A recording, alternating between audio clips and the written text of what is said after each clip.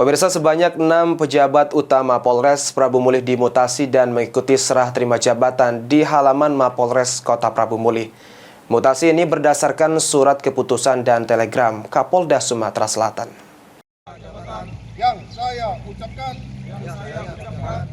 Polres Prabu Mulih kembali menggelar serah terima jabatan atau sertijab. Sertijab yang dilakukan ini berdasarkan dari surat keputusan dan surat telegram Kapolda Sumatera Selatan. Dalam sertijab ini sebanyak 6 perwira terdiri 1 kabag, 2 kasat dan 3 kapolsek di Polres Prabu Mulih mengalami pergeseran jabatan. Mutasi di lingkungan Polri ini merupakan hal yang lumrah dalam dinamika organisasi yang merupakan rangkaian penting dalam peningkatan karir personil Polri. Kapolres Prabu Mulih mengucapkan selamat datang untuk pejabat yang baru dan semoga dapat berkontribusi kepada Polres Prabu Mulih agar dapat melayani masyarakat dengan baik.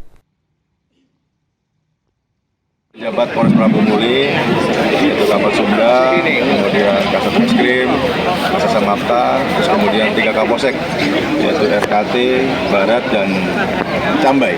Tentunya untuk pejabat yang baru kita selamat datang, kemudian kita berharap dengan tenaga baru, dengan semangat yang baru tentunya akan memberikan kontribusi, menunjukkan inovasi dalam rangka terus membuat Polres Prabu Mulih ini bisa semakin maju, semakin bisa melayani masyarakat, semakin dapat melaksanakan tugas ke depan lebih baik.